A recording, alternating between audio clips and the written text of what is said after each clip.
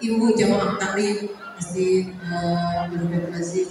Acara kita lanjutkan materi Maulidnya cerita Muhammad Sallallahu Alaihi Wasallam. Mudah-mudahan kita semuanya terus syafaat dari baginda Nabi Sallallahu Muhammad Sallallahu Alaihi Wasallam.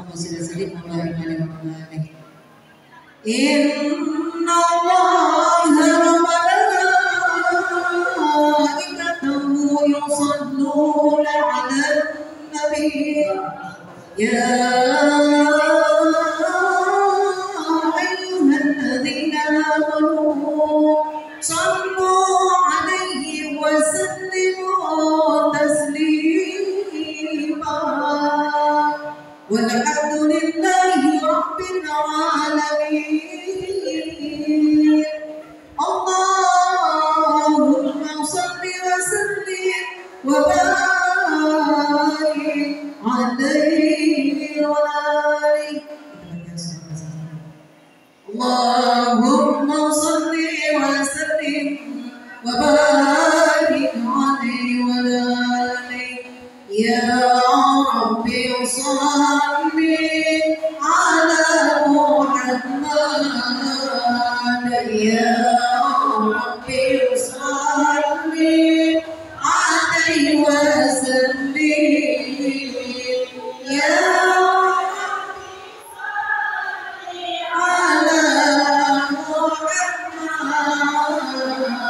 Ya Rabbi salli alaihi wa sallim. Ya Rabbi salli ala Muhammad. Ya Rabbi salli alaihi wa sallim. Ya Rabbi salli ala Muhammad. Ya Rabbi salli alaihi wa sallim. Ya Rabbi ballighul wasilah. Ya Rabbi khussan bil fadilah. Ya Rabbi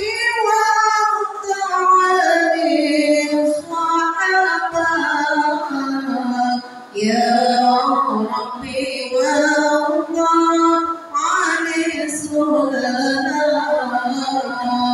Ya Rabbi salli ala Muhammad. Ya Rabbi salli alaihi wa sallim. Ya Rabbi salli ala Muhammad. Ya Rabbi salli alaihi wa sallim. Ya Rabbi wasli kulla muslim. Ya Rabbi waghfir kulla mu'min. Ya Rabbi nakhtim bil musyaffa'ah. Ya Rabbi salli alaihi wa sallim. Ya Rabbi salli ala Muhammad.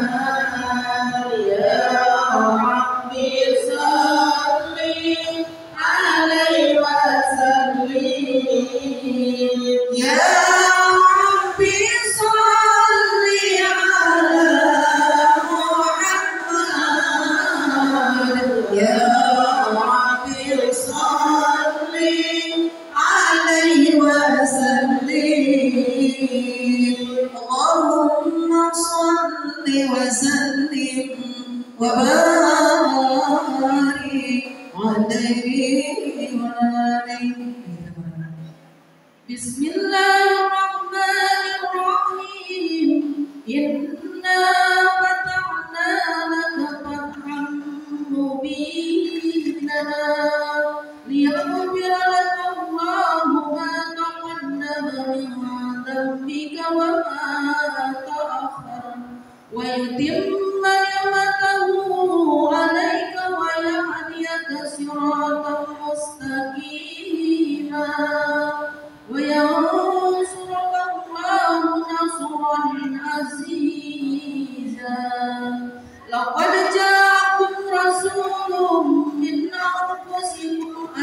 عزيز عليه ما عنتم حريص عليكم بالمؤمنين رؤوف رحيم فإن تولوا فقل حسبي الله لا إله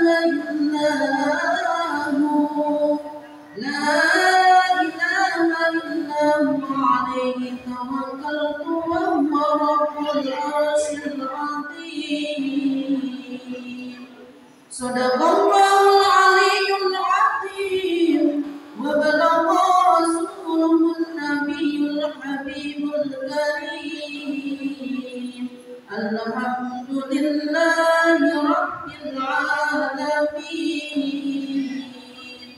إن الله وملائكته يصلون على النبي يا أيها الذين آمنوا صلوا عليه وسلموا تسليما والحمد لله رب العالمين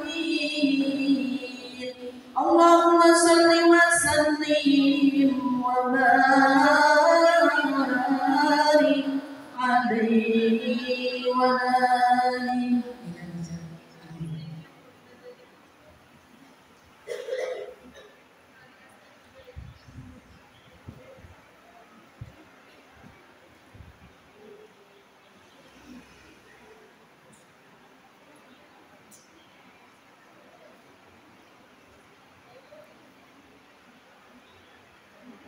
اللهم صل وسلم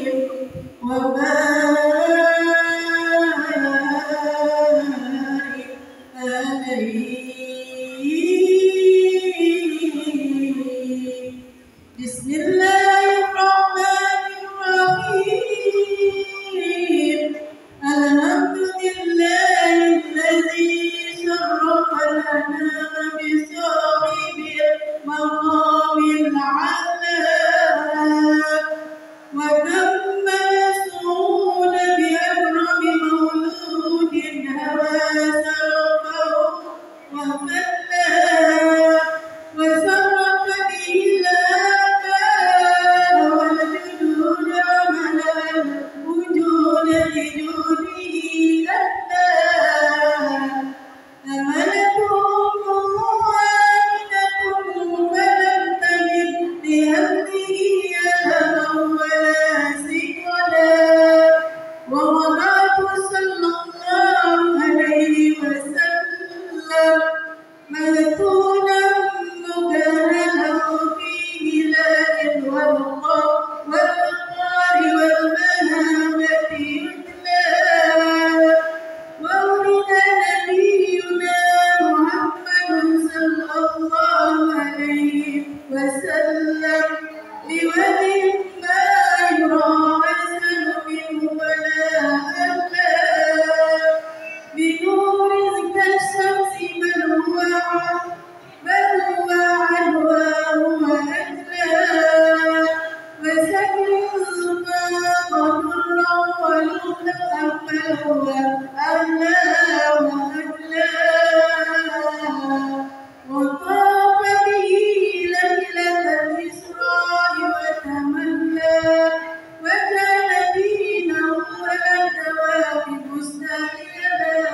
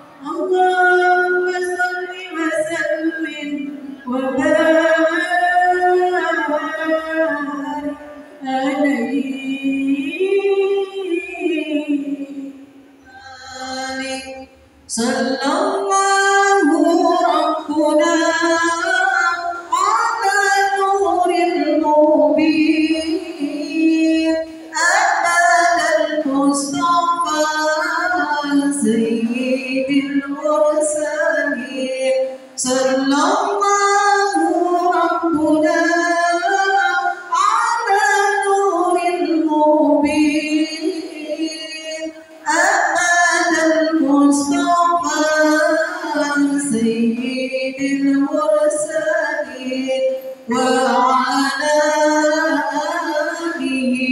وصحبه أجمعين صلى الله ربنا على نور المبين أحمد المصطفى سيد المرسلين صلى الله ربنا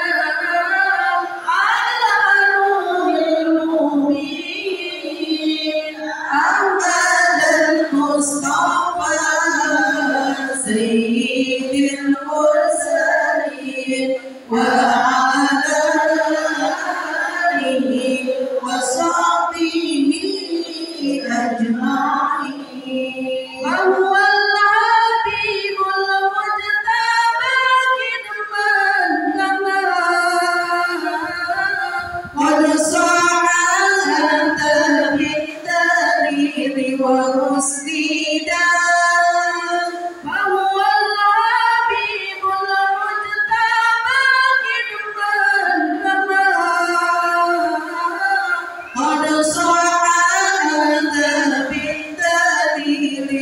ومسندا وهو الحبيب المجتبى كدما كما قد صعد بالدليل ومسندا صلى الله ربنا على نور المبين أحمد المصطفى سيد المرسلين صلى الله ربنا على نور المبين أحمد المصطفى سيد المرسلين وعلى آله وصحبه أجمعين رب راهن من بديه حسنا صار ربه باللسوقه دمعا سلا رب راهن من بديه حسنا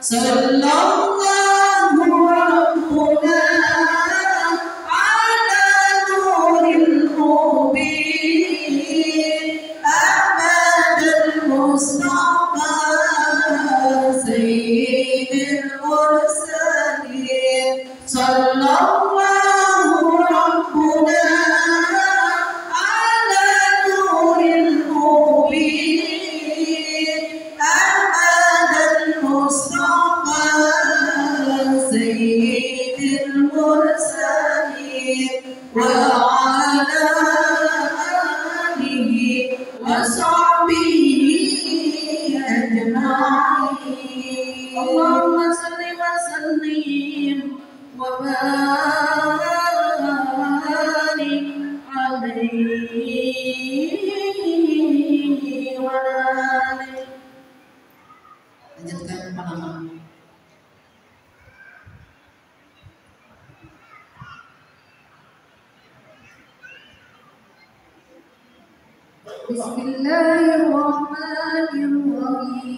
Bismillahirrahmanirrahim.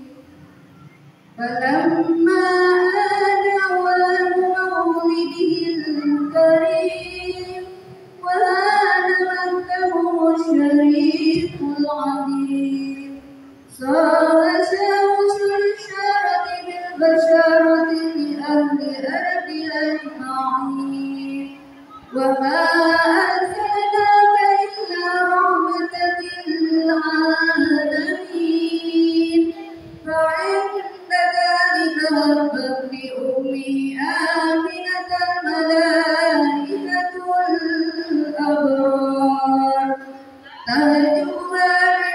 بأجنحتها عن أعين الأبيات فوقف عن يمينها ميكائيل وبين يديها جبريل ولهم جدع بتسبيح وتقديس وتسجيل للملك الجليل سبحان الله والحمد لله ولا إله إلا الله والله أكبر سبحان الله والحمد لله ولا إله إلا الله والله أكبر سبحان الله والحمد لله ولا إله إلا الله والله أكبر ولا حول ولا قوة إلا بالله العلي العظيم وآمنت العين إلى أمه آمنة كريمة تبشرها بأن لها من جميع المخاوف آمنة وتنوم عن الكوامل البشرية بسعادة الأبدية والقرة القمرية وطلعة المحمدية أغلق المعاد واستد بها آمال فولدت النبي صلى الله عليه وسلم كأنه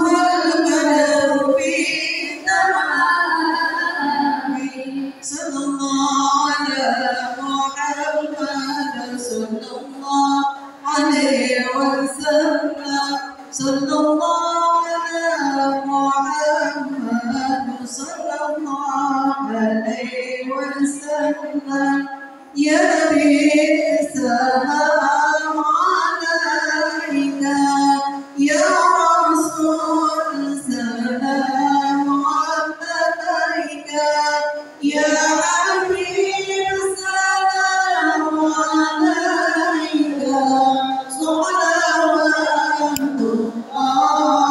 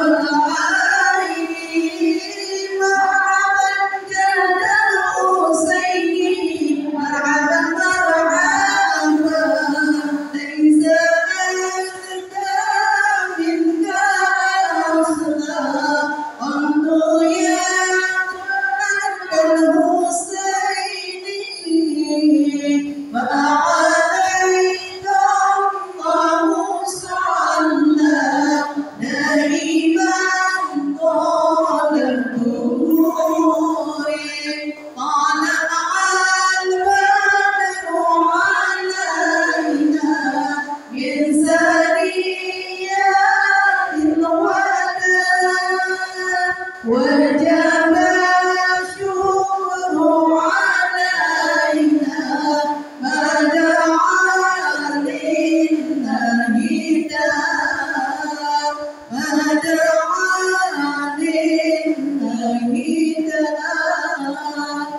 الحمد لله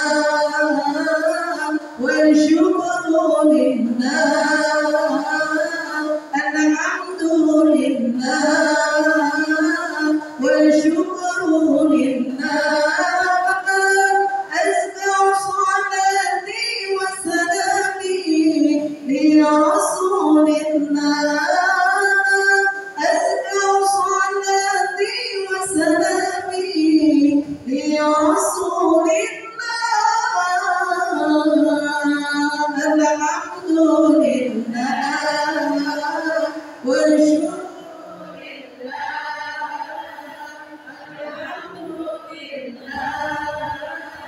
والشكر لله أزكى صلاتي وسلامي لرسول الله أزكى صلاتي وسلامي لرسول الله ربي وارحمنا جميعا وارحموا عنا السيئات ربي وارحمنا جميعا في جميع الصالحات صلى الله على محمد مرحبا صلى الله عليه وسلم مرحبا صلى الله على محمد مرحبا وعلى آله وصحبه مرحبا اللهم صل وسلم وبارك عليه وعلى آله وصحبه بسم الله الرحمن الرحيم عباد وإنا والحمد لله ورضينا بالله ربنا وبالإسلام دينا وبمحمد نبيا ورسولا وبالقرآن إماما وبالكعبة إماما وبالمؤمنين إخوانا وتبرأنا من كل دين وآمنا بكل كتاب أنزله الله وبكل رسول أرسله الله وبملائكة الله وبالقدر خيره وشره وباليوم الآخر وبكل ما جاء به محمد رسول الله صلى الله عليه وسلم عن الله على ذلك نجا وعليه نموت وعليه نبعث إن شاء الله من الآمنين الذين لا حول عليهم ولا هم يحزنون بفضلك اللهم يا رب العالمين الحمد لله رب العالمين. Ibu jamaah sekalian, kita berterima kasih kepada jemaah kita yang khususkan untuk ibu dia sedang melakukan informasi sedekahnya, baik yang melalui guru kita yang berbahagia, urusan dan permohonan, atau yang melakukan obat. Semoga selalu menjadi orang yang lebih berkata dan disampaikan kepada masing-masing ibu dan dirinya. Al-Fatihah Alhamdulillah yang berdoa kita ya Rasulullah wa yazil umurana fid din wa dunya wal akhirah al-Fatihah. A'udzu billahi minasy syaithanir rajim. Bismillahirrahmanirrahim. Alhamdulillahi rabbil alamin arrahmanir rahim maliki yaumiddin. إياك نعبد وإياك نستعين اهدنا الصراط المستقيم صراط الذين أنعمت عليهم غير المغضوب عليهم ولا الضالين رب اغفر لنا ولوالدينا آمين. Ibu-ibu jemaah sekalian Allah, 3 menit saya menyampaikan kita tadi insyaallah 1 jam karena tadi kita agak molor sedikit, jadi jam 9.15 kita mulai, nanti kelar jam 10.15 nanti bimbingan baca Al-Quran, jangan sampai dihilangkan walaupun cuma 15 menit. Bu, yang kedua, saya tunggu WA dari ibu-ibu sekalian, nama-nama almarhum yang nanti saya akan mengunggah di sini. Saya cuma dapat barang kertas saja, tapi takutnya namanya berbeda dengan hasil catatan. Jadi saya tunggu hari ini, mudah-mudahan besok kita sudah punya buku Ratibul Hadat dan sudah tercantum nama orang tua kita almarhum dan almarhumah. Terakhir, insya Allah nanti kita akan mengadakan peringatan Maulid. Bu, peringatan Maulid 13 Oktober 2021 hari Rabu pagi. Kalau bapaknya nanti sama-sama malam. Utamanya Kiai Haji Muhyiddin Hasbi Ustaz Sadeh. Kalau malamnya bapaknya Kiai Haji Muhammadillah, Kiai Haji Muhammad Hasbi dan Kiai Haji Romahan. Jadi mau datang silakan, selamat pagi semua hadir silakan. Oh ya, Pak Ustaz, insya Allah kita bayar punya pikiran. Selamat dulu ya, sama ya kalau sebelumnya. Karena itu adalah konsumsi jamaah sekalian dan juga nanti untuk operasional untuk usaha pengembangan dan lain sebagainya. Jadi kalau seandainya ini mulai dari salah satu. Kalau yang dapat saya sampaikan, sengaja kita 2-3 pekan ini ada air yang kita doakan, tutup botolnya dan kita minum insyaallah menjadi obat bagi kita yang sakit dan menjadi penopang bagi Allah dari penyakit kita. Hari ini kita bahas mana dalil yang kita bisa minum dan termasuk wasilah dari dan termasuk nanti ayat karomah untuk kita bahas pada hari ini. Assalamualaikum warahmatullahi wabarakatuh.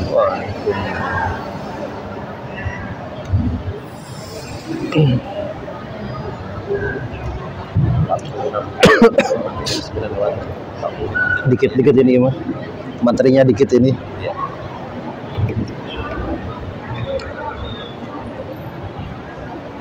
Bismillahirrahmanirrahim. Assalamualaikum warahmatullahi wabarakatuh.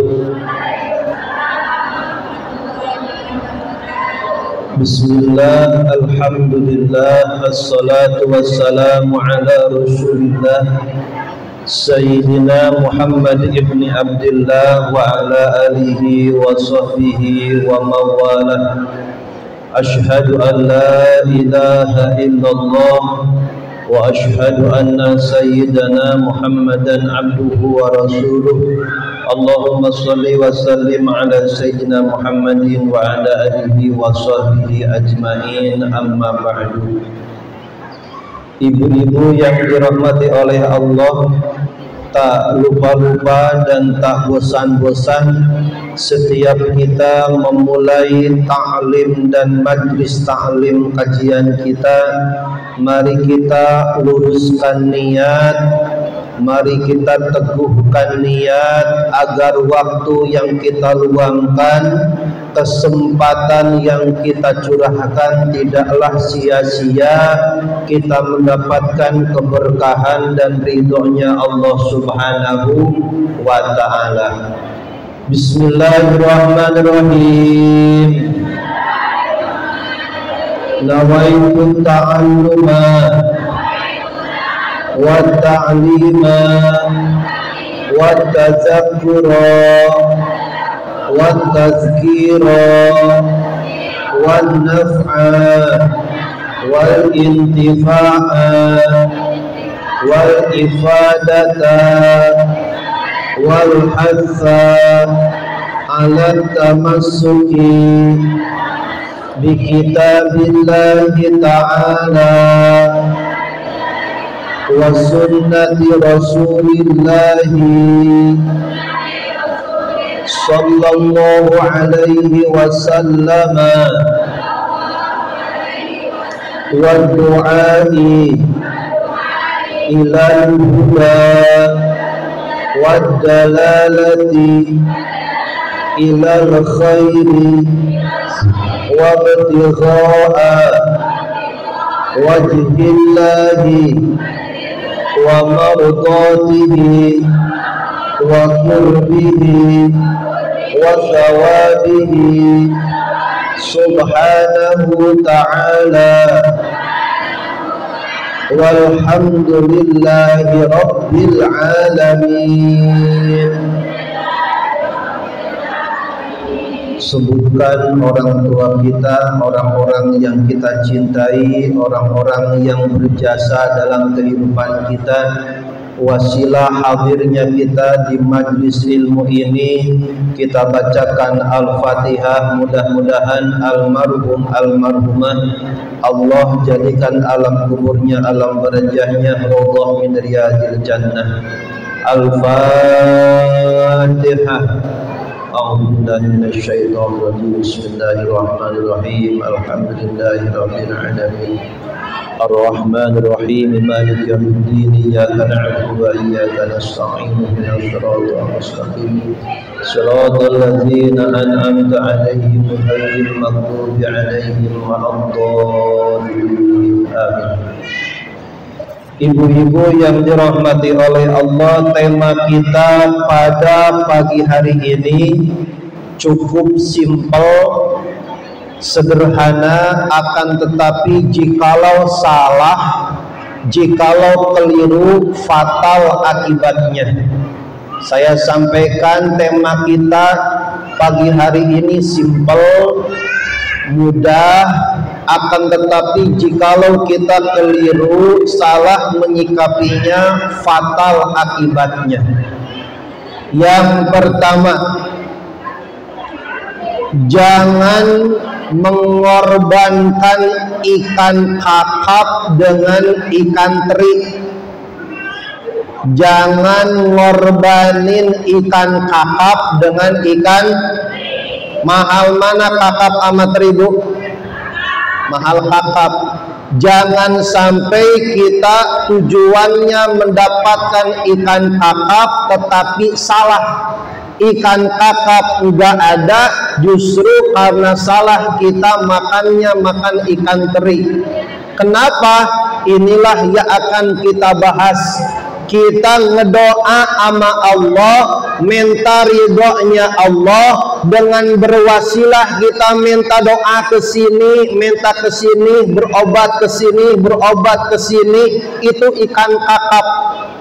Kita cari ridhonya Allah, tetapi jangan sampai ikan kakap hilang karena kita salah ketika kita buat umpannya dengan ikan teri. Apa? Kita minta air, kita berobat, obatnya airnya cuman air, tetapi jikalau akidah kita, kepercayaan kita keliru dan salah, maka akibatnya bermasalah dengan keyakinan, bisa terjerumus dalam kemusyrikan. Paham, Bu? Karena masalah air musyrik. Kenapa? Salah niatnya, keliru caranya. Jangan sampai karena air ikan kakap hilang. Jangan karena kita mencari sesuatu yang sepele, mudah, tetapi justru yang kita cari-cari ridhonya Allah, rahmatnya Allah, kita nggak dapat. Ikan kakap hilang, ikan kakap kita korbanin, justru yang dapat cuman ikan teri. Na'udzubillah. Yang kedua, manusia tidak akan bisa menghindari 3 hal. Yang pertama, masa tua, mau nggak mau bakal tuh sekarang udah juga. Sudah? Ada yang tua tapi ngerasa muda, ada. Ada yang begitu. Ada yang muda tapi kelihatan tua, ada. Ada yang ditua-tuain padahal masih muda, ada. Ada yang muda tapi suka kongko sama yang tua, ada. Ada yang tua tapi kelakuan kayak orang muda, ada. Itu mah biasa. Satu, tidak bisa menghindari masa tua. Yang kedua, manusia tidak menghindari sakit. Pasti ngalamin betul Bu? Ketika kita sakit, kita maunya apa Bu? Dengan kesehatan ini kita berikhtiar, nyari berusaha, minta disinilah jangan sampai usaha ikhtiar kita demi kesehatan kita keliru, kita salah menjalaninya. Karena bisa saja apa yang kita cari, apa yang kita upayakan terjerumus dalam kemusyrikan. Inilah tema kita, air ruqyah, air yang dibacain doa, bisa zikir, bisa Quran, bisa sholawat. Bagaimana dalam pandangan agama masuknya bid'ah apa sunnah? Bid'ah apa Yang pertama, kita ngaji tafsir dulu. Air dalam bahasa Arab disebut ma'un. Apa Bu?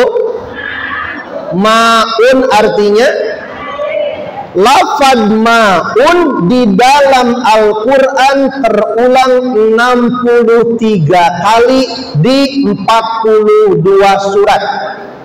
Lafaz ma'un yang berarti air di dalam Quran terulang kurang lebih 63 kali di 42 surat. Ini menunjukkan diulangnya lafaz ma'un yang berarti air di dalam Quran menunjukkan bahwa air itu penting gak Bu? Penting gak? Saking pentingnya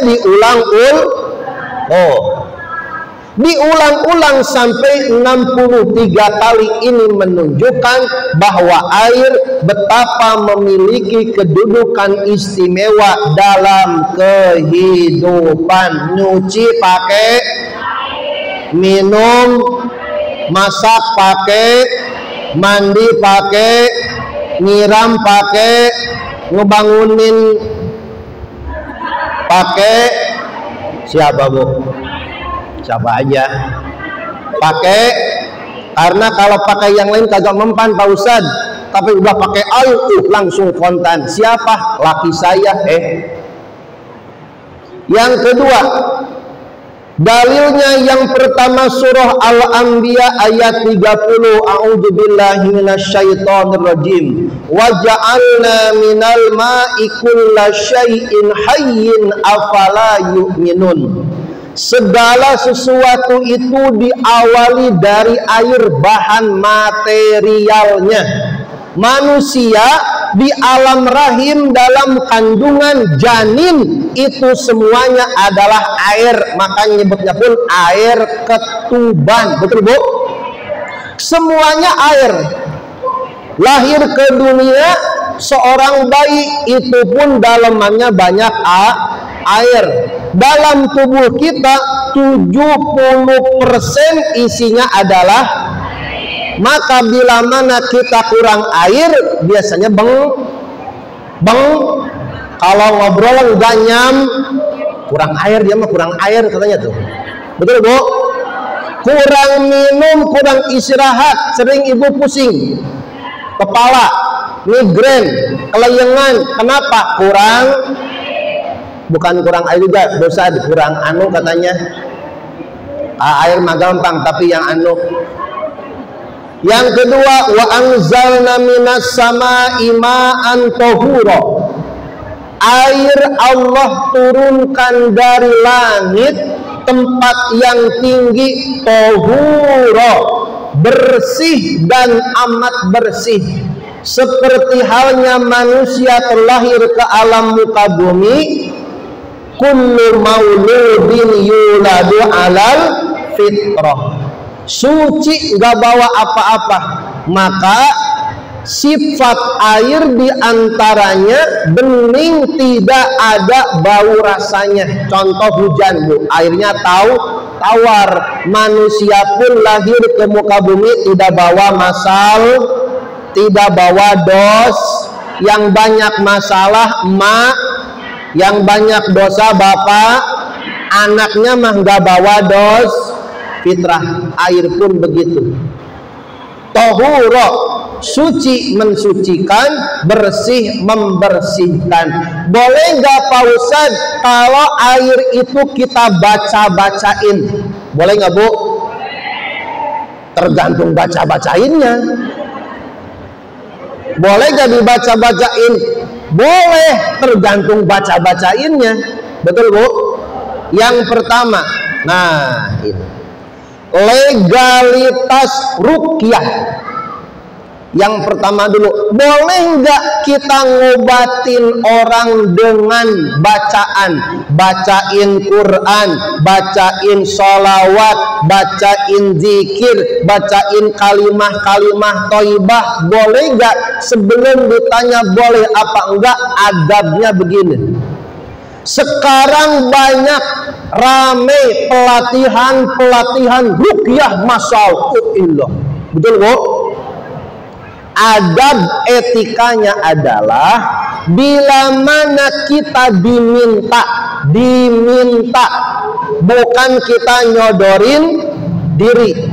Adabnya adalah boleh kita mendoakan orang lain, bacain orang dengan Quran, dengan zikir, dengan sholawat, dengan ratib. Adabnya adalah bila mana kita dipinta. Dia apa Bu? Tapi bagusnya bukan nyodorin diri. Bagaimana kalau nyodorin diri? Buka plang, ilah gede plangnya. Oh, mengatasi masalah tanpa masalah. Pegadaian itu. Datanglah jin, dedemit, genderuwo, hilang semuanya. Oh, ilah ilallah. Yang bagusnya ruqyah gak usah pakai plang-plang. Bagus etikanya adalah bila mana kita dipinta, jangan menyodorin diri. Mana dalilnya? Noh, Bu. Diriwayatkan Abu Sa'id Al-Khudri, suatu ketika ada sekelompok sahabat berkunjung ke sebuah kampung. Sahabat ini karena namu, wajar kalau tamu minta dihidangkan, gitu ya Bu ya. Sahabat namu ke sebuah kampung. Sahabat ini minta dihidangkan, minta dihormati. Ternyata yang punya rumah, ternyata yang punya kampung kagak mau memberikan hidangan kepada sahabat. Singkat cerita, pembesar tokoh di kampung itu ada yang kegigit hewan berbisa. Ada orang hebat, orang kaya, pembesar di kampung itu digigit hewan berbisa, ngebet, bengkak, demam.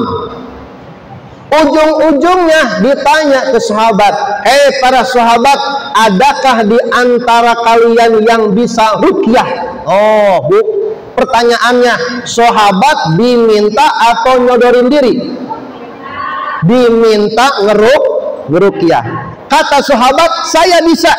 Saya akan bacakan Fatihah untuk pembesar yang digigit hewan berbisa ini. Dibacain Fatihah. Ternyata setelah dibacakan Fatihah, itu orang yang sakit seketika sehat. Oh Bu, dibacain Setelah pembesar, karena ini orang kaya, hartanya banyak, sahabat yang membacakan ruqyah dikasih hadiah seekor kambing. Oh, Ini jadi dalil. Boleh gak kita nerima apa ini ya? Nerima apa? Nerima hadiah, bukan amplop Bu. Menerima hadiah, bukan Kalau upah mah dia nyodorin dia baru minta karena ini mah dipinta, maka yang didoain inisiatif mikir, karena punya pikir. Dikasih kambing, pertanyaannya kambingnya boleh diambil gak Bu? Tidak boleh, orang dikasih. Sahabat laporan ke Rasul, ya Rasul, saya kejadian begini, ada orang sakit, saya bacain Fatihah terus, itu orang ngasih kambing ke saya, boleh nggak saya ambil ya Rasul? Rasul langsung tersenyum. Dari mana engkau bahwa Fatihah bisa dibuat ruqyah? Saya mengikutin berkahnya Quran aja, katanya begitu. Pokoknya mah yakin dah, yakin Fatihah. Padahal modalnya cuma bukan yakin doang, modalnya cuma kayak pagi-pagi begitu, Al-Fatihah gitu doang Bu. Yang penting ya, kata Rasul boleh ambil, bahkan Rasul makan bareng dengan para sahabat. Jadi pertanyaannya, boleh gak buruqyah? Boleh gak buruqyah? 20 orang, boleh gak buruqyah? Bagusnya dipinta atau nyodorin diri? Bagusnya tapi kalau untuk inisiatif, lebih bagusnya ruqyah diri sendiri, itu lebih baik.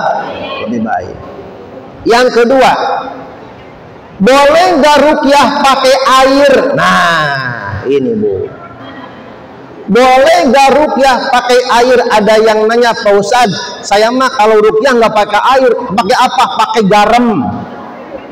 garam, terus ada bunganya, terus ada anunya. Kadang-kadang minta katanya minta ayam putih, Bu, ayam putih.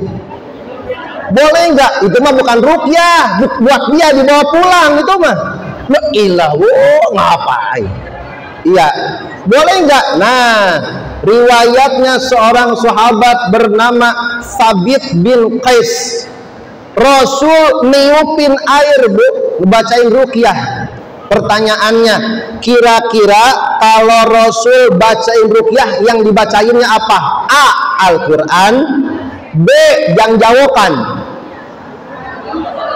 Kalau Rasul yang dibacanya pasti Al-Quran, dibacain ke air. Rasul membacakan, air yang dibacain ruqyah bacaan oleh Rasul dikasih ke sahabat. Kata Rasul, cipratkan air ini ke tubuhmu. Tuh Bu, kadang-kadang kita punya bocah rew, nangis mul, tengah-tengah jerit-jerit, datang ke ustadz, datang ke kiai, datang ke ulama. Pak Kiai, ini anak saya panas mulu, demam mulu, jerit-jerit, nangis tengah-tengah malam. Langsung Kiai, sini bawa air. Itu doang Bu, dibacain, minumin, usapin ke kepala. Tuh Bu, dulu sahabat Rasul perintahkan, cipratkan air yang diruqyahkan ke badanmu. Kenapa? Karena air yang sudah dibacakan isi kandungan muatannya berbeda dengan yang tidak dibaca. Airnya sama nggak Bu? Sama, tapi isi kandungannya berbeda. Berarti dengan berdasarkan hadis Abu Dawud, derajatnya hadisnya hasan, bisa dijadikan dalil boleh nggak air dibacain doa. Rasul pernah nyontohin nggak Bu? Rasul pernah ngebacain doa ke air enggak? Oh, pernah nggak Bu? Pernah. Rasul ngeruqyah tidak? Rasul ngebacain doa ke air tidak? Berarti kalau ngeruqyah itu bid'ah apa sunnah? 5 orang. Ruqyah itu bid'ah atau sunnah? Ngebacain doa ke air Rasul pernah lakukan. Berarti ngedoain dengan media air itu sunnah atau bid'ah? Selesai udah. Betul Bu? Yang penting yang dibacainnya apa? Rasul yang dibacainnya Quran, zikir, sholawat, kalimah thayyibah. Kenapa demikian? Nih legalitasnya Bu. Yang menemukan bukan orang Indonesia, orang Jepang. Ini sangat terkenal sekali. Padahal mah dia tidak beriman, gak kenal sama Quran, tetapi isi kandungan sabda Rasul diketemukan oleh seorang ilmuwan berasal dari negara Jepang. Apa katanya? 1. Pada dasarnya fitrah air itu bisa ngedenger Bu. Air bisa ngedenger, air bisa membaca, air bisa ngerti, air bisa ngerekam apa yang dibacain oleh kita. Yasin dibaca, Fatihah dibaca, sholawat dibaca, ratib dibaca. Pertanyaannya, air ngedenger nggak Bu? Paham? Apa yang kita baca itu tumpah direkam oleh air. Berarti kalau direkam dari awal kita baca Fatihah, dari awal kita baca sholawat, baca ratib, berarti di air itu ada berkah Fatihah, ada berkah sholawat, ada berkah Yasin, ada berkah ratib. Wajar kalau airnya disebut air karena ada bacaan-bacaan kalimah thayyibah. Kata siapa? Dr. Masaru Emoto, ilmuwan Jepang, menyebutkan bahwa air bisa merekam apa yang kita bacain. Bu, hebat gitu. Yang kedua, semakin khusyuk, semakin konsentrasi bila mana orang membacanya, maka air itu semakin bereaksi. Ibu bacanya pas ketika puasa, mantap banget. Ini lab panggil? Enggak, enggak. Rahasia, mumpung enggak lab. Rahasia, pelan-pelan, rahasia. Ibu kalau mau buat air ruqyah buat di rumah supaya keluarga berkah, harmonis, anak-anak pada nurut, caranya begini salah satunya. Salah satu doa yang diijabah adalah doanya orang yang berpuasa, dan yang paling diijabah adalah doa menjelang berbuka puasa. Betul Bu? Kalau mau ibu puasa hari Senin atau hari Selasa, hari Kamis, Selasa lagi, kebanyakan. Hari Senin, hari Kamis puasa. Sebelum berbuka puasa, ibu sediain air, mau di teko ke, mau di gelas ke, mau di apa ke, media yang akan diminum. Setelah itu bacakan 10 surat terakhir dari Al-Hakumut sampai An-Nas. Sampai sini paham Bu? Surah Al-Ikhlasnya dibaca 3 kali. Jadi Al-Hakumut terus, An-Nasr, Al-Lahab, pas ngenaan Al-Ikhlas diulang 3 kali supaya dapat keberkahan khotam Dibaca Al-Falaq, baca An-Nas sampai surah An-Nas, ibu langsung baca awal surah Al-Baqarah sampai ulaika hudam mir rabbihim wa ulaika humul muflihun. Sampai sana ibu langsung nyambung ke ayat kursi.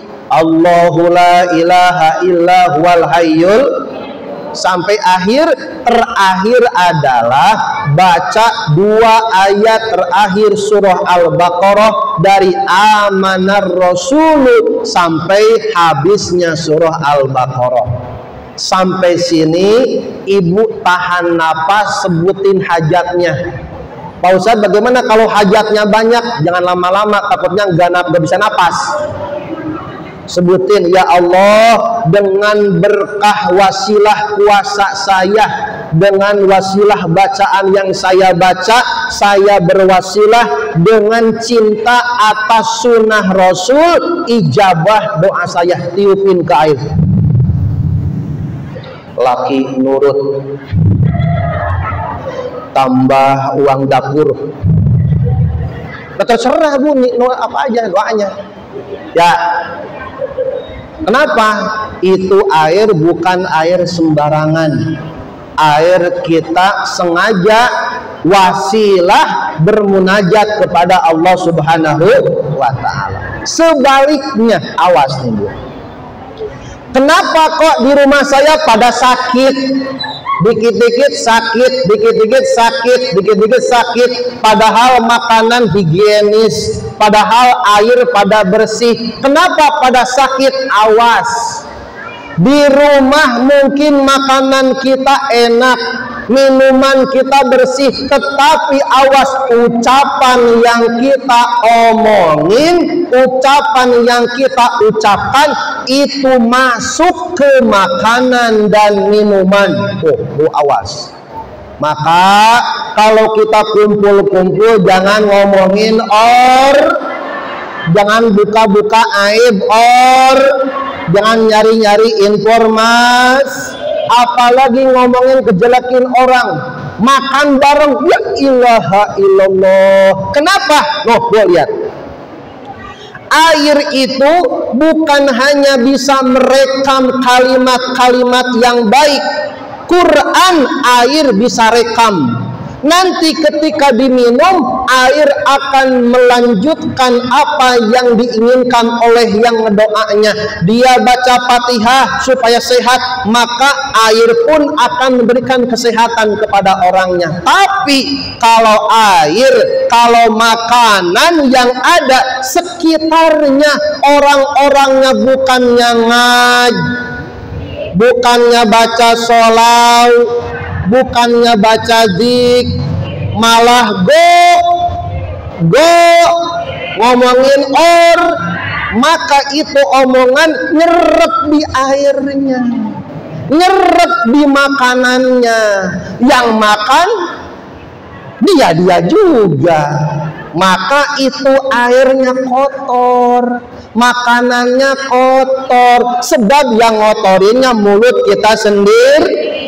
Makanya pada saat kenapa airnya kandungannya udah nggak ada berkahnya, makanannya nggak ada berkahnya, karena dikotorin oleh perilaku kita sendiri. Air yang menampung pesan buruk, ucapan kasar, aib, mencela, marah-marah, gibah, maka susunan partikel airnya pun berdampak buruk bagi orang yang meminumnya. Maka hati-hati supaya air dan makanan kita insya berkah dan bersih, bu. Lanjut. Kenapa demikian?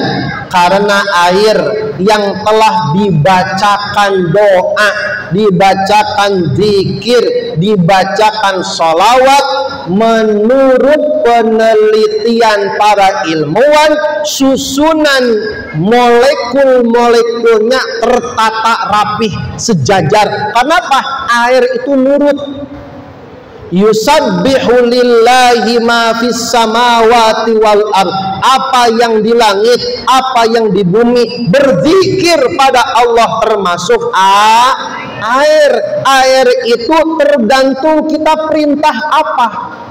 Hei air, saya bacain Fatihah, bacain Yasin, sholawat, sehatkan orang yang meminumnya. Maka air akan menyampaikan pesannya kepada Allah, ya Allah, saya dibacakan oleh si fulan. Dibacain apa? Bacain Fatihah, Yasin, Ratib, Sholawat. Itu orang yang ngebaca supaya saya menyampaikan pesan kepada engkau, ya Allah, sehatkan orang yang meminumnya, tenangkan hatinya, harmoniskan keluarganya, solehahkan anaknya. Maka Allah ijabah. Tergantung apa yang kita baca. Jadi pertanyaan kesimpulannya, air doa, air ruqyah boleh apa tidak? Air ruqyah itu sunnah atau bid'ah? Kalau sunnah bagus tidak? Maka mudah-mudahan apa yang kita bacakan atas air yang kita biasa pada majlis ini, mudah-mudahan memberikan kesehatan, keselamatan dunia akhirat kepada kita, insya. Dan yang terakhir, mitos atau fakta. Bila mana telinga kita terasa mendengung, katanya ada yang ngomongin. Betul apa fakta, Bu? Telinga kita kadang-kadang waduh, diomongin, ini kita lagi omongin. Oh, Bu, itu mitos apa fakta? Kok fakta? Fakta Pak Ustadz, kenapa? Yang ngomongin di dekat saya. Oh, itu mah gak usah dengung atuh. Ini mah gak ada orang, lagi sendiri, ujung-ujung lagi diomongin kita katanya. Tuh, kira-kira mitos apa fakta, Bu? Itu mitos, gak ada hubungannya. Yang betul adalah ini: ketika telinga kita berdengung, itu tandanya bahwa ginjal kita sedang bekerja keras. Pertanyaannya, ginjal satu atau dua, Bu? Kiri dan kan. Telinga kita ada berapa? Kiri dan kan. Saya sampaikan bahwasanya organ dalam kita itu bisa dilihat keadaan sehat atau tidaknya melalui organ luar kita. Contoh, bila mana kita ingin mengetahui kesehatan jantung kita, lihat lidah kita. Bila mana bawah lidah, serat-serat bawah lidah, Bu, itu banyak urat-urat hitam uratnya, itu menunjukkan laju endap darah kita lagi berat. Yang kedua, maka lihat orang yang hipertensi, orang yang stroke, biasanya lidahnya pelok, betul, Bu? Kenapa? Karena saraf lidah itu nyambung dengan jantung. Yang kedua, bila mana kita ingin tahu kesehatan paru-paru kita, lihat hidung kita. Maka yang bermasalah paru-parunya sering flu, betul, Bu? Kenapa? Karena itu sistem pernapasan. Kemarin corona yang ditutup mulut apa hidung? Hidung, karena sistem paru-paru. Oh. Bagaimana mengetahui kesehatan liver? Lihat matanya. Biasanya orang yang kena hepatitis, orang yang sering begadang, itu biasanya matanya kuning. Betul, Bu? Kenapa? Itu livernya lelah, livernya bermasalah. Bila mana kita ingin tahu kesehatan ginjal kita, salah satunya kadar asam urat. Gampang, Bu. Asam urat caranya dua. Satu, pegang telinga kita. Nggak usah dipraktek, Bu, ini mantar aja di rumah, kasih tahu doang. Bila mana ingin tahu kadar purin, kotoran yang ada di dalam ginjal kita, raba telinga kita. Bila mana telinga kita kasar, apalagi timbul bintik-bintik jerawat dan komedo, itu menunjukkan bahwasanya purin, kotoran, asam urat kita tinggi. Mau bukti? Ibu makan gado-gado tiap hari seminggu. Senin, Selasa, Rebo, Kamis, Jumat, Sabtu, gado-gado semuanya, langsung pegang terakhir harinya, pasti bentul-bentul di telinga. Kenapa? Karena ginjal kerjanya berat. Yang kedua, cara untuk meriksa kotor ginjal atau tidak asam uratnya, pegang punggung kita kalau mandi. Kalau banyak komedo, banyak bentulan di belakang, itu menunjukkan ginjal kita kotor, asam uratnya tinggi. Dan ketika telinga kita mendengung, itu menunjukkan ginjal sedang kerja keras, butuh maka minum. Bukan ada yang ngomongin kurang minum. Betul Bu? Itu simbol kode. Ginjal itu ngasih kode ke telinga kita, dengung. Itu menunjukkan ginjal sedang kerja keras, ginjal butuh air, maka banyakin air. Sebelum dilanjutkan, bila mana ada yang ditanyakan, dipersilakan. Ayo, ibu-ibu saya beberapa pertanyaan. Kita punya waktu sekitar 10 menit di versi lawan. Sini. Ayo, ibu.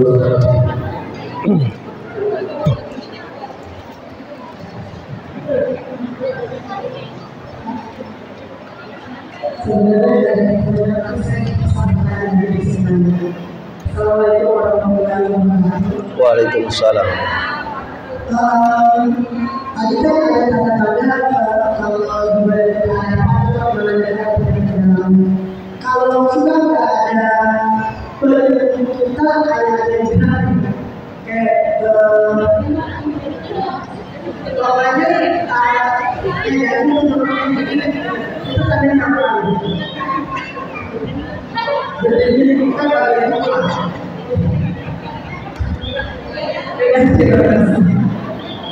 boleh pertanyaan yang minggu lalu kemarin pertanyaannya kita laksanakan itu pertanyaan. Pertanyaan saya sebenarnya kalau seandainya kita mandi dulu tapi airnya tidak ada, apa boleh menggunakan airnya gimana caranya? Apa selamanya dulu boleh langsung melaksanakan ibadah sholat berjamaah.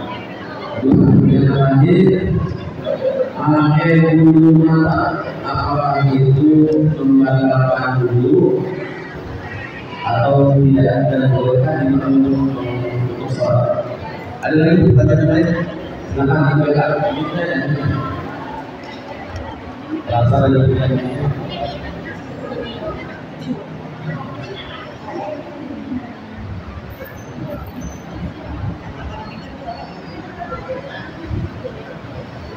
Assalamualaikum warahmatullahi wabarakatuh.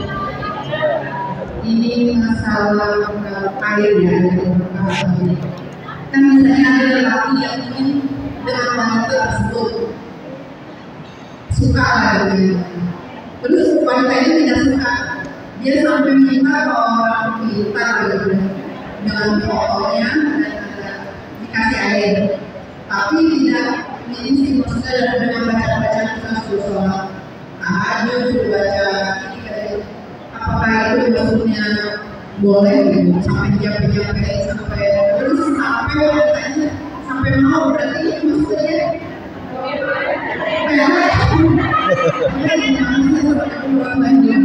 Waalaikumsalam.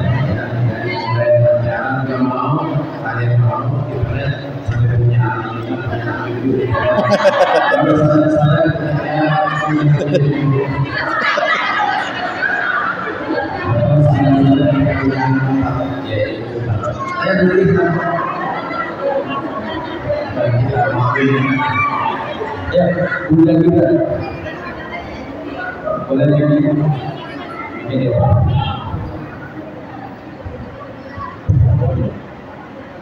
Assalamualaikum warahmatullahi wabarakatuh. Waalaikumsalam. Pak Ustaz, saya salah satu praktisi dalam dunia psikologi. Bagaimana dalam dunia psikologi itu ada yang namanya hipnoterapi, di mana pasien itu bikin relax, kemudian ketika dia sudah beres, dia bebas melakukan apa yang menjadi keinginannya. Kalau misalnya dalam dunia psikologi itu kan ada ruhnya, di dalam diri kita ada ruh. Kemudian kita juga beriman pada hal yang gaib termasuk jin. Bagaimana cara membedakan ungkapan itu berasal dari ruhnya atau dari jin yang ada di tubuh si pasien itu? Karena kan kita percaya tubuh kita ini juga kan ada jin dan ada malaikat yang mendampingi. Itu bagaimana menurut Waalaikumsalam. Ya. Baik, yang pertama berkaitan gerak dalam tubuh kita. Gerak manusia itu ada dua jenis. Satu, gerak yang bersifat hal-hal yang dapat terkontrol, dan yang kedua adalah gerak yang bersifat spontan, bukan kemauan kita tapi bergerak. Nah, di antaranya ada yang lazim, ada yang tidak lazim. Kita kesampingkan gerak yang kita setir, yang kita atur. Kita makan, maka otomatis yang gerak tangan kita langsung masuk ke mulut. Yang ngatur masuk ke mulut siapa, Bu? Kita atau orang lain? Kita. Buktinya makanan itu tidak masuk ke telinga, betul, Bu? Kita yang ngatur. Yang kedua adalah gerak di luar kesadaran, atau memang dia tidak mau bergerak tapi bergerak. Dua permasalahannya. Satu, itu bisa timbul karena saraf motorik spontan, secara ilmiah tidak ada apa-apa. Yang kedua, dia sudah dikuasai dengan satu gelombang di luar daripada kesadarannya. Dalam tanda kutip, di dalamnya ada dua sopir. Dalamnya ada dua sopir, bukan hanya akal kesadaran dia, tetapi ada ruang metafisik yang mendominasi kehidupannya. Contoh, ngecaprak, ngobrol kemana-mana, padahal dia gak mau. Betul, Bu? Banyak ibu-ibu hamil jam 12 malam keluar jalan-jalan, padahal bukan kemauan dia. Sudah melahirkan anak-anaknya disimpan ibunya, baru 1 minggu jalan keluar, padahal itu di luar kemauan dia. Bila mana hal-hal yang seperti itu, dua kemungkinannya. Satu, gerak spontan. Yang kedua, dikuasai oleh dunia metafisik atau dunia gaib di dalamnya. Satu. Yang kedua adalah bagaimana kalau air itu diarahkan, ditujuankan untuk sesuatu. Contoh kita sebut yang biasa dalam wisdom, kebiasaan lokal kita, pelet, penglaris, dan lain hal sebagainya. Bila mana yang dibacakannya, ini pertamanya, Bu. Bila mana yang dibacakannya adalah maksurat, itu adalah Al-Quran, itu adalah sholawat, itu adalah kalimah thayyibah, bisa jadi mubah, boleh. Tujuannya apa? Tujuannya air itu untuk menetralisir, membuka aura air pada orang yang meminumnya. Mungkin jodohnya telak karena auranya tertutup. Jodohnya telat, mungkin ada gangguan-gangguan di dalamnya, baik secara psikis maupun non psikis. Itu bisa menjadi penghambat dan pengganjal. Untuk menetralisir itu diantaranya dengan menggunakan media air. Karena patokannya air yang dibacakan supaya orang senang atau tidak, saya tanya ke Ibu.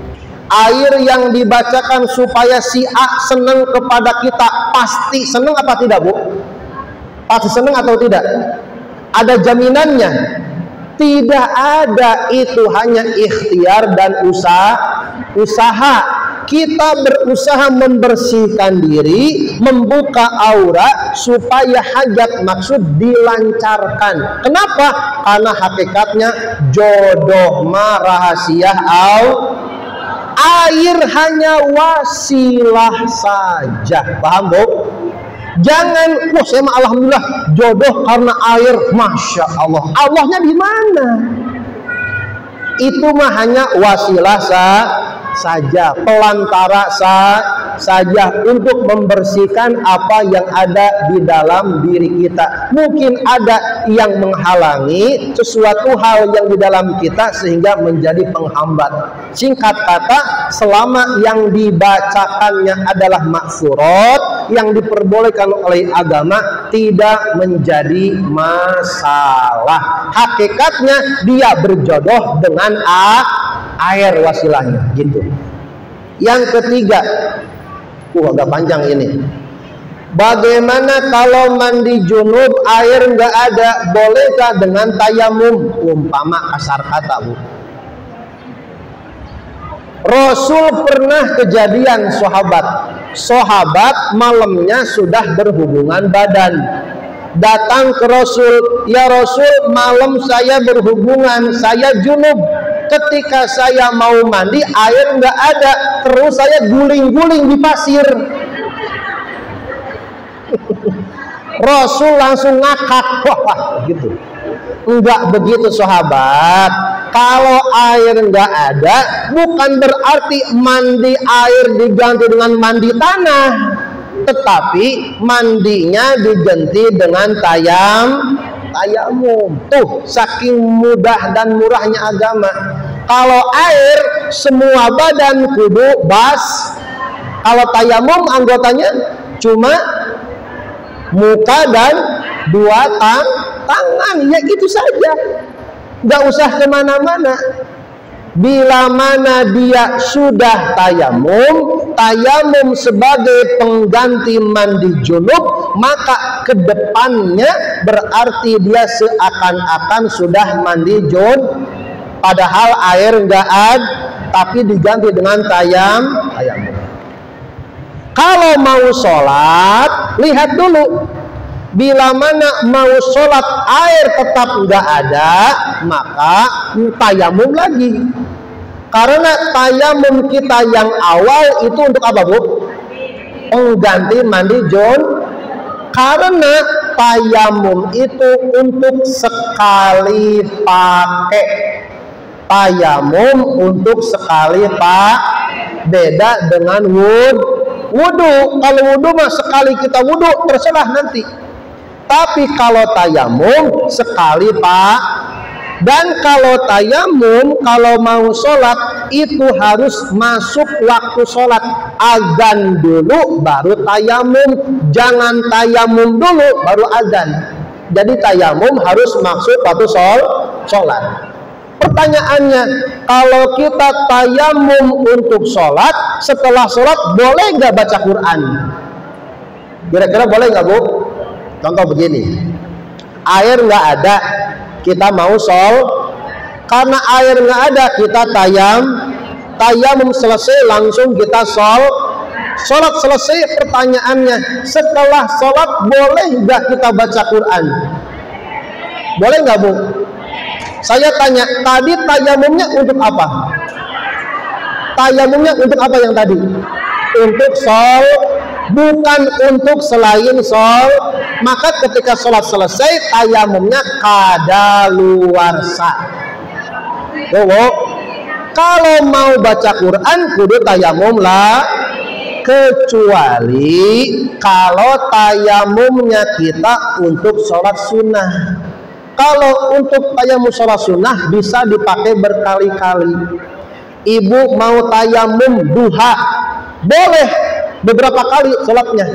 Atau ibu tayamum mau witir duha, witir tahajud sekalian, tayamum boleh. Tayamum untuk sholat sunnah bisa dipakai berkali-kali. Tapi kalau tayamum untuk sholat fardu itu hanya sekali, Pak. Untuk ibadah itu setelah itu tayamum lagi. Selanjutnya yang terakhir, membedakan bulu mata Ini bisa jadi pembatal sah atau tidaknya wudhu? Tidak. Pertanyaannya, salah satu anggota wudhu itu adalah muka. Muka di dalamnya diantaranya adalah hal-hal yang ada di dalam muka itu sendiri. Di antaranya adalah kumis bagi laki-laki, jenggot bagi laki-laki, bulu mata bagi kita semua, alis kita semua. Maka bila mana, contoh laki-laki ibu, bila mana laki-laki berjenggot, maka disunahkan yang berjenggot itu harus diusap kulitnya, bukan jenggotnya, tapi kulitnya. Bagaimana bila mana bulu mata? Bila mana bulu mata itu hanya ditempelkan di bulu mata, dua pendapatnya. Menurut para ulama makruh hukumnya, tetapi tidak membatalkan wudhu, kecuali kalau di pelipis-pelipis kelopak mata nih Bu. Kelopak matanya itu bukan hanya ada bulu mata, tapi ada lem. Betul Bu? Ada lem untuk menempelkan bulu mata tambahan ke bulu mata yang asli. Yang membatalkan bukan bulu matanya, tapi lem yang menempel pada kelopak matanya. Kenapa?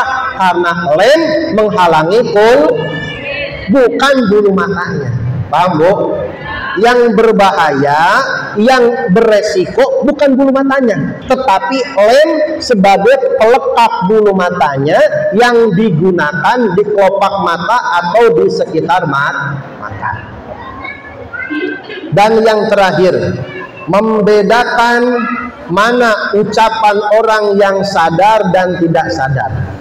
Satu, dalam dunia psikologi hipnoterapi ini sudah menjadi perbincangan umum. Membedakannya apa? Satu, membedakannya sebelum dihipnoterapi, sebelum dihipnoterapi dia berbicara secara normal. Satu.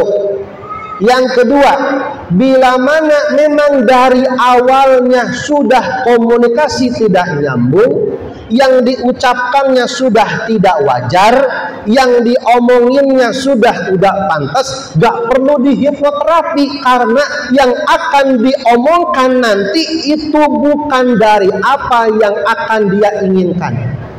Maka di dalam etikanya hipnoterapi, satu, orang yang mendampinginya tidak boleh orang lain, harus keluarganya. Kenapa? Karena orang yang dihipnoterapi dia bisa saja akan membuka rahasia masa lalunya. Betul Bu? Dan ketika itu bisa adalah aib, bisa rahasia. Maka di sini ada ruang privasi. Saya bertahun-tahun jadi BK Bu.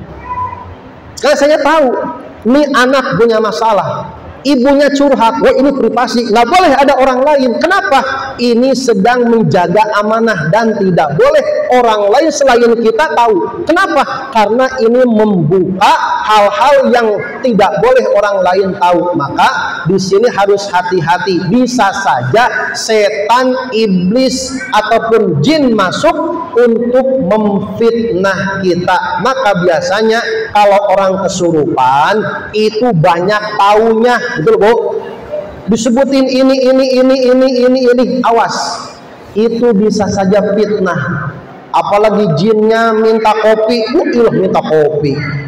Maka yang begitu-begitu khawatir, awas, jangan ikuti maunya jin. Kenapa? Ini berbahayanya Bu. Saya tanya, yang harus kita ikuti secara mutlak perintah larangannya adalah Allah Subhanahu. Pertanyaannya, kalau ada orang kesurupan terus minta anu, padahal yang mintanya bukan orangnya tapi jinnya yang minta, terus kita memenuhi apa yang diinginkan oleh jin, berarti kita ngikutin. Betul Bu? maka yang si peruqyahnya dia sudah terjerumus dalam syirik kopi karena dia ngikutin maunya, tidak boleh. Oh Bu, maka di dalam praktis hipnoterapi ataupun ruqyah itu ada batasan-batasannya. Kurang lebih demikian karena ini bersifat panjang kalau berbicara hipnoterapi dan psikologi. Ibu sekalian, bos sudahnya ya, ahli pada pagi hari ini masih waktu 15 menit untuk kita dalam bimbingan bacaan Al-Quran. Ini bimbingan bacaan Al-Quran, silakan untuk bersosialisasi, ngobrol dengan ataupun reuni di mana-mana sambil nanti ditutup dengan doa terus untuk kepada Ustaz ya. Assalamualaikum warahmatullahi wabarakatuh.